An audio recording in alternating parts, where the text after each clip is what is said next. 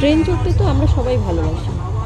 ট্রেনের ঝিকঝিক শব্দ শুনলে মনে হয় দূর দেশে পাড়ি দিই, তাই না?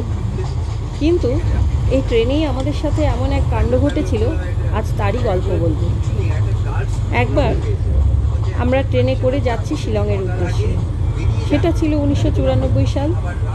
আমাদের 3 টায়ার স্লিপারে রিজার্ভেশন ছিল। তখন এসির এত রমরমা ছিল না। ট্রেনটা ছিল সকালে, কোনো কারণে ডিলে করে দুপুরের দিকে করে দিল। তখন তো আর এখনকার মতো ডিলে বা ক্যান্সেল হলে আগে থেকে মেসেজ আসতো না। আমরা যথারীতি সকালে স্টেশনে গিয়ে আবার বাড়ি ফিরে আসি, খেয়ে দিয়ে আবার দুপুরে ট্রেন ধরতে যাই। সেদিন হয়তো ভাগ্য খারাপই ছিল। যথাসময়ে ট্রেনে উঠে বসলাম, ট্রেন ছাড়লো। বাইরে বৃষ্টি পড়ছিল। বৃষ্টির সৌন্দর্য উপভোগ করছিলাম জানলা দিয়ে। কেউ কেউ দ্বীপ প্রাহরিক নিদ্রায় মগ্ন ছিল।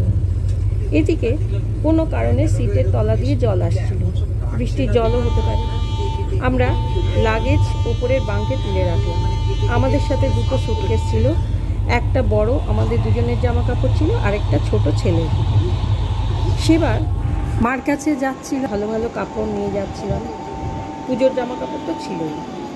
আমাদের সুটকেসটা ওপরে করিডোরের দিকে ছিল। দক্ষিণেশ্বর ছেড়ে গেলে এবার ভাবলাম শিকল দিয়ে আটকে দিই। ওমা, তখন দেখি সুটকেসটা নেই। এদিকে দক্ষিণেশ্বরে কিছু লোক নেমে গেল, আবার কিছু লোক উঠল। খুঁজছি কোথায় গেল, চিৎকার করছি, সুটকেসটা কোথায়, সুটকেসটা কোথায়। সবাই মিলে খোঁজাখুঁজি করছি, সুটকেসটা কোথায় গেল। একজন বলল কাউকে উনি দেখলেন যে একটা বড় সুটকেস নিয়ে নেমে যেতে। সেই মুহূর্তে মনের যে কি অবস্থা হয়েছিল কি বলবো। তখন আর মাথায়ও আসেনি বা সেই অবস্থাও ছিল না যে স্টেশনে নেবে এফআইআর করা বা সেরকম সুবিধা সুবন্দোবস্তও তখন ছিল না। আসল সমস্যা হয়েছিল ট্রেনটা ছেড়ে দেওয়াতে। ট্রেনটা যদি দাঁড়িয়ে থাকতো হয়তো কোনো কিছু ব্যবস্থা করা যেত। সেই সময় মনের যে কী অবস্থা হয়েছিল তা বলে বোঝানো যাবে না। প্রচণ্ড নার্ভাস হয়ে পড়েছিলাম। লাগেজটা ছিল আমাদের যেদিকে বসেছিলাম তার সেই ওপরের বাঙ্কে। এটা উল্টো দিকে থাকলে হয়তো চোখের সামনে থাকতো, আমরা জিনিস হারাতাম না। লাগেজ চুরি হয়ে যাওয়ার পর আমাদের দুজনের আর দ্বিতীয় কোনো কাপড় ছিল না পরার জন্য। আর ছেলে সুটকেস ছিল বলে বেঁচে গিয়েছিলাম। আমার কাছে সামান্য 2500 টাকা ছিল, আর বাকি কিছু টাকা ওই সুটকেসে ছিল। একবার ভাবলাম বর্ধমান নেবে বাড়ি ফিরে আসি।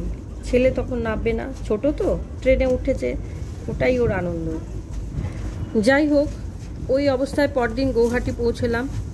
হোটেলে উঠলাম। আমার কাছে যা ছিল তাই নিয়ে দুজনে জামা কাপড় কিনতে গেলাম। মনে আছে আমি তখন 100 টাকা দিয়ে দুটো চুড়িদার কিনেছিলাম। সেই সময় কলকাতায় হয়তো এই দামে চুড়িদার পাওয়া যেত, কিন্তু গৌহাটির মতো জায়গায় 100 টাকার চুড়িদার পাওয়াটা একটু কষ্টকর ছিল। তবে মনে আছে দোকানদার আমাকে খুঁজে এনে দুটো চুড়িদার দিয়েছিল ওই দামে। সব হারানোর কষ্টের মধ্যে সেদিন কিছুটা আনন্দ পেয়েছিলাম ছেলের সুটকেসের ক্যামেরাটা দেখতে পেয়ে। কেননা ওটা আমাদের এক রিলেটিভ যিনি বিদেশি থাকেন, তিনি আমাদের উপহার স্বরূপ দিয়েছিলেন। সেই ঘটনার পর থেকে আমার চুড়িদার পরে বেড়াতে যাওয়া শুরু হলো। তখন তো চুড়িদার পরার এতটা চল ছিল না, শাড়িরই চল ছিল। এবং সেবার আমি বেশ ভালো ভালো শাড়ি নিয়ে গিয়েছিলাম এবং অনেক ভালো ভালো শাড়ি আমার কাছ থেকে আমি হারিয়ে ফেলেছিলাম। সেই দুঃখ কোনো দিন ভুলব না। ট্রেনে কোনো কিছু চুরি যাওয়ার অভিজ্ঞতা আপনাদের কারোর যদি হয়ে থাকে আমার সাথে শেয়ার করলে খুব খুশি হব। সবাই সাবধানে চলাফেরা করবেন।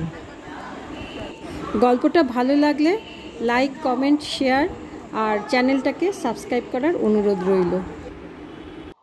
নমস্কার, ভালো থাকবেন।